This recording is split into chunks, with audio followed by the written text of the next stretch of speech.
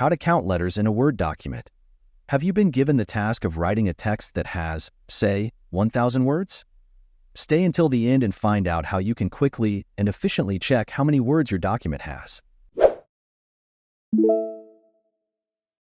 Okay, first of all, open the document you want. When you have selected the document, do the following. Open the Review section. When the section opens, find the Word Count option. When you find it, click on it. A window will open in which you will receive a report. However, this report won't just give you the sum of words or letters. You will also be able to see how many pages you have in the document.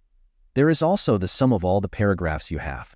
And perhaps most importantly, there is the number of lines that the document has. If you want to exclude text boxes, footnotes, and similar, you need to turn off the option at the bottom. Turn it off by clicking on the checkbox. This is all.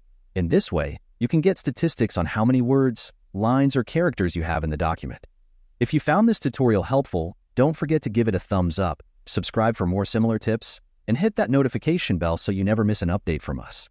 Thanks for watching, and I'll see you in the next one.